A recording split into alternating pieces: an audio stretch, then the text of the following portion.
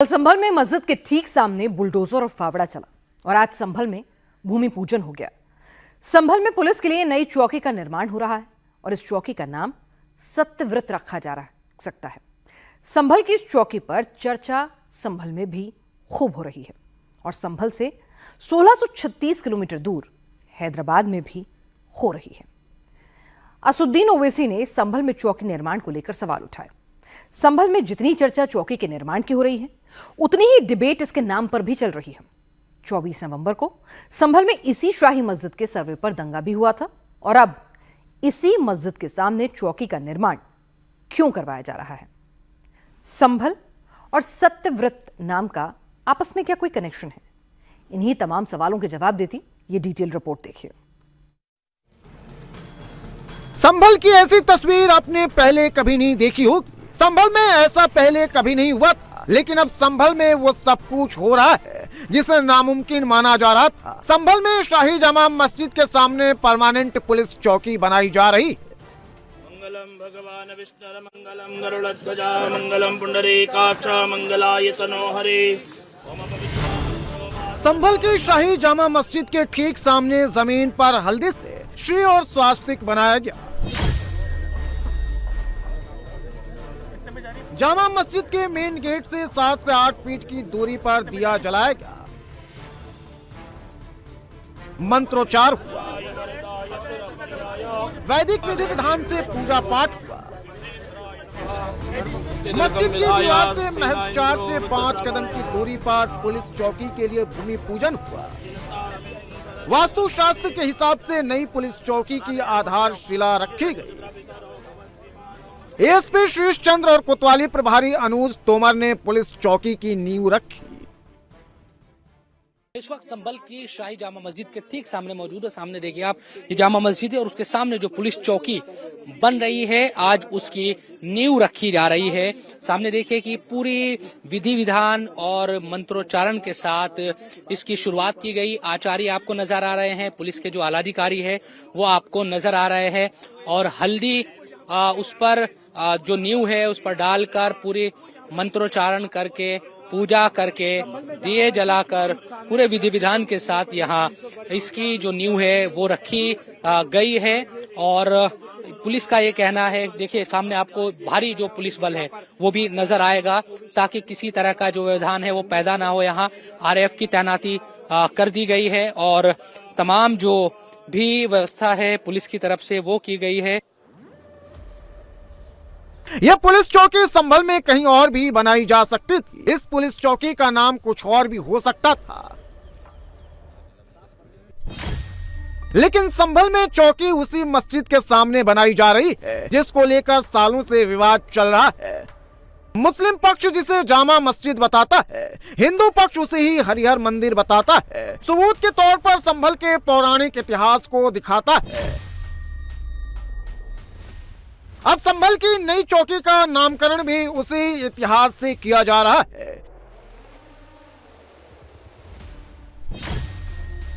दावा किया जा रहा है कि संभल की नई चौकी का नाम सत्यव्रत पुलिस चौकी या फिर सत्यव्रत नगर पुलिस चौकी रखा जा सकता है और ऐसा इसलिए क्योंकि सत्यव्रत नाम संभल के इतिहास से जुड़ा है। दावा किया जा रहा है कि सतयुग में संभल को सत्यव्रत नगर के नाम से जाना जाता था। प्राचीन पुस्तकों में संभल का उल्लेख सत्यव्रत नगर के नाम से ही मिलता है। जामा मस्जिद के सामने बनने वाली पुलिस चौकी में भूमि पूजन किया गया है और जो जिन आचार्य ने भूमि पूजन कराया हमारे साथ है। किस तरह की जो विधि विधान है आप लोगों ने यहाँ इसकी बुनियाद रखी है, क्या चीजें रखी? किसी भी भवन का निर्माण करने से पूर्व हम लोग वास्तु मंडल जो देवता हैं उनका पूजन करते हैं, वास्तु पूजन करते हैं। इस गर्भगृह को हमने भूमि के खोदा है, इसकी अपवित्रता, इसकी शुद्धता, इससे आज्ञा लेने के लिए हम लोग इस भूमि पूजन को किया। पहले भूमि पूजन लेकर पृथ्वी से आज्ञा ली और फिर शिलान्यास करके इस भवन के निर्माण की वास्तुस्पति मंडल देवता से। कुछ नाम का भी आपने जिक्र भूमि पूजन में किया है, क्या यह चौकी का क्या नाम रखा जाएगा? सत्यव्रत नाम इस चौकी का रखने का विचार है और संभल जो है वो सत्यव्रत से ही शुरू होता है। सतयुग में संभल का नाम भी सत्यव्रत था। अब तक इस इलाके में जब भी हिंसा होती है उसका केंद्र यही कोटगरवी मोहल्ला बनता है। 24 नवंबर की हिंसा का भी सेंटर पॉइंट यही मोहल्ला बना था। यह पुलिस चौकी संभल के जामा मस्जिद के पास कोटगरवी मोहल्ले में बनाई जा रही है। पुलिस चौकी 1100 वर्ग गज भूमि पर पुलिस चौकी का निर्माण हो रहा है। संभल के इस मोहल्ले की गिनती अति संवेदनशील इलाकों की लिस्ट में होती है। यहाँ कई बार छोटी छोटी बातों पर बड़े विवाद खड़े हो जाते हैं, जो देखते ही देखते हिंसा का रूप ले लेते हैं।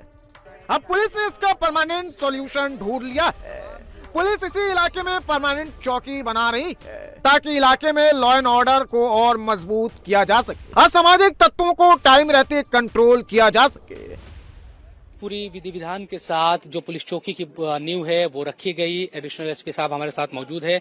सर, किस तरह का अनुभव आपका है और किस तरह से शुरुआत को आप देख रहे हैं? पुलिस चौकी जो जामा मस्जिद के निकट है और संवेदनशील स्थान पर है, यहाँ चौकी का निर्माण किया जा रहा है, जिससे कि आसपास के लोगों में एक सुरक्षा का माहौल हो, उनके अंदर एक कॉन्फिडेंस आए। इसलिए और बाकी फोर्स के रुकने के लिए जो लगातार फोर्स यहाँ रहती है वह सुरक्षित रहे, आराम से रहे, इसलिए यह व्यवस्था की जा रही है। आप लोगों ने खुद ये इनिशिएटिव लिया कि भाई यहाँ पुलिस चौकी बननी चाहिए, या किसी तरह की डिमांड भी थी? क्या चीज है, क्योंकि हिंसा भी हुई थी इस इलाके में बहुत? आसपास के लोगों द्वारा ये अपेक्षा थी कि यहाँ एक चौकी का निर्माण हो, जिससे कि लोग अपनी बातें को तुरंत रख पाएं, इसलिए भी चौकी यहाँ अपेक्षित थी। संभल में एक तरफ जहां प्रशासन प्राचीन इतिहास को ढूंढ रहा है, तो दूसरी तरफ पुलिस दंगाइयों को ढूंढ रही है। ऑपरेशन संभल के अंदर भी चल रहा है और संभल के बाहर भी। संभल पुलिस के शिकंजे में जींस और जैकेट में खड़े इस आरोपी का नाम अदनान है। जो ट्रैक सूट में टोपी लगाकर खड़ा है वो रिहान खां है। 24 नवंबर को हुई संभल हिंसा के मामले में पुलिस ने दोनों को गिरफ्तार किया है। रिहान खां संभल के खगू सराय का रहने वाला है और हिंसा के बाद से ही संभल की किसी सिक्योर लोकेशन में छिपा था। पुलिस ने इसे संभल से ही गिरफ्तार किया है। लेकिन जो दूसरा आरोपी अदनान है, इसकी गिरफ्तारी दिल्ली के बटला हाउस से हुई है। रिहान खां की उम्र 37 साल है और अदनान की उम्र 24 साल है। रिहान पठान है तो अदनान तुर्क मुसलमान है। ये दोनों आरोपी पिछले 1 महीने से पुलिस को चकमा दे रहे थे, लेकिन पुलिस ने इनकी लोकेशन ट्रेस करके गिरफ्तार कर लिया। दोनों आरोपियों पर 11 धाराओं में मामला दर्ज किया गया है। आरोपियों पर धारा 191(2), 191(3), 190 लगाई गई है। ये सभी हिंसा और घातक हथियारों से हमला करने की धाराएं हैं। धारा 109(1) मतलब ये धारा तब लगाई जाती है जब व्यक्ति कोई ऐसा काम करता है जिससे किसी की मौत हो जाती है। धारा 121(1) और 132 भी लगाई गई है। ये सब धाराएं सरकार के खिलाफ युद्ध या विद्रोह की स्थिति में लगाई जाती है। इसके अलावा धारा 324(5), 326(6), 323(b), 310(2) के तहत भी मुकदमा दर्ज हुआ है। 7 CL एक्ट और 3/4 लोक संपत्ति नुकसान निवारण अधिनियम का केस भी लिखा गया है। संभल में हिंसात्मक घटना के पश्चात 50 लोग अभी तक गिरफ्तार किए जा चुके हैं। इसमें से एक अदनान है, जो कि थाना नखासा क्षेत्र से वांछित था। CCTV फुटेज के आधार पर इसे आइडेंटिफाई करते हुए प्रकाश में लाया गया था। बाटला हाउस दिल्ली से इसे गिरफ्तार करके कल जेल भेजा गया है। ये है और इसके साथी घटना में शामिल रहे हैं। इनके पीछे कौन था जानकारी की जा रही है और साथ ही इन्हें शरण देने वालों के खिलाफ भी कार्रवाई की जाएगी। इस ऑपरेशन में अदनान की गिरफ्तारी यूपी पुलिस के लिए बड़ी कामयाबी मानी जा रही है। ऐसा इसलिए क्योंकि 24 नवंबर की हिंसा के बाद जैसे ही पुलिस का एक्शन शुरू हुआ, जैसे ही पुलिस ने दंगाइयों पर अपना शिकंजा कसना शुरू किया, अदनान संभल से फरार हो गया था।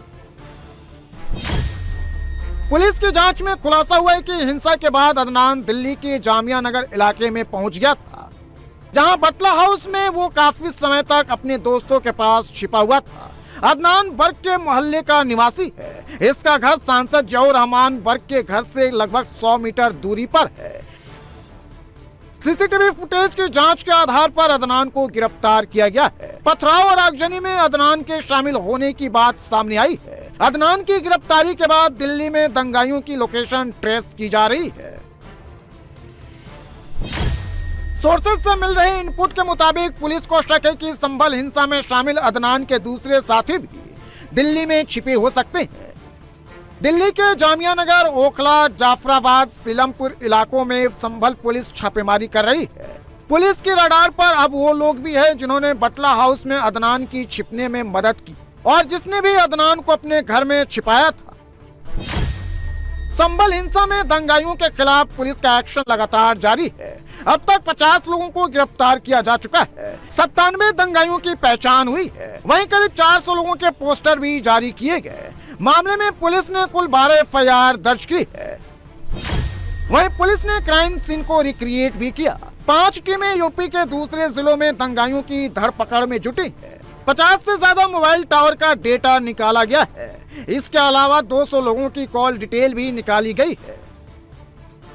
संभल में दंगाई भी ढूंढे जा रहे हैं। पुलिस चौकी का नाम पौराणिक इतिहास के नाम पर रखे जाने की तैयारी चल रही है। तो वहीं संभल के पौराणिक पहचान पर ASI की पुख्ता मुहर का लगने का काम भी चल रहा है। तो संभल में मौजूद ऐतिहासिक स्मारक और जो कूपों का जीर्णोद्धार है उसकी कोशिश में प्रशासन लगा है। एसआई की टीम आज पहुंची है इस वक्त चतुर्मुख कूप पर। हालांकि इस कूप के बारे में पहले भी लगातार बताया गया, लेकिन एसआई अब इसकी ऐतिहासिक जो महत्वता है या ये कितना पुराना है, इन तमाम चीजों को जानने के लिए आई है। और ये देखिए आप, एसआई के टीम के जो 2 सदस्य हैं वो इसका निरीक्षण कर रहे हैं।